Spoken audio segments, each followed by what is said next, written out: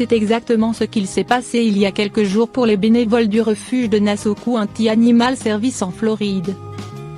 En visionnant les images de la caméra de surveillance, ils ont découvert qu'à environ 2 h du matin ce soir-là, une personne a abandonné un énorme carton devant la porte du refuge. Les chatons étaient livrés à eux-mêmes. Le carton était complètement scellé par un bout de scotch, sans trou pour laisser passer l'air, et il faisait moins de 15 degrés cette nuit-là.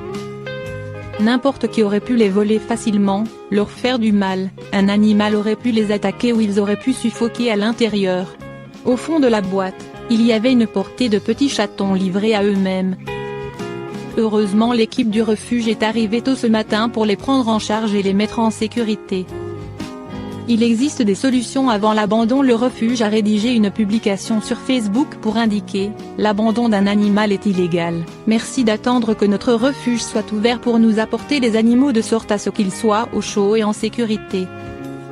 Il existe d'autres options et nous faisons de notre mieux pour aider et faire en sorte que les animaux se sentent bien. » Qui sait ce qui aurait pu arriver?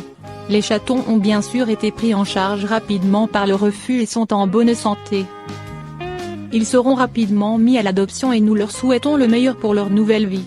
Dégriffage chez le chat, qu'est-ce que l'onyxectomie? Et quelles sont les alternatives qui existent? Le dégriffage, ou l'ablation définitive des griffes des chats, consiste à enlever les griffes des chats par le biais d'une opération chirurgicale pour éviter que l'animal ne griffe humains et meubles. Pratique désormais interdite en France, l'onyxectomie est pourtant encore fréquente dans certains pays. Tout propriétaire de chat a déjà été griffé par son animal, cela fait partie du jeu. L'ablation définitive des griffes des chats ou dégriffage, opération douloureuse pratiquée pour éviter ce désagrément, est interdite en France mais perdure à l'étranger. Pourquoi cette pratique existe-t-elle encore de nos jours? Quelles sont les alternatives au dégriffage? Voici quelques éléments de réponse. Qu'est-ce que le dégriffage? Et pourquoi le pratique-t-on? Le dégriffage, ou onyxectomie, consiste à supprimer définitivement les griffes d'un chat en enlevant la dernière phalange de chaque doigt avec la griffe correspondante. Cette opération est parfois pratiquée pour des raisons médicales, mais on y a le plus souvent recours pour éviter de se faire griffer par son chat domestique, ou pour préserver ses meubles. Interdite dans de nombreux pays, dont la France, l'ablation définitive des griffes des chats reste autorisée dans de nombreux pays, notamment aux États-Unis ou au Canada où un chat domestique sur 4 serait dégriffé. On défend parfois cette pratique en affirmant que cette opération éviterait les abandons de chats griffeurs.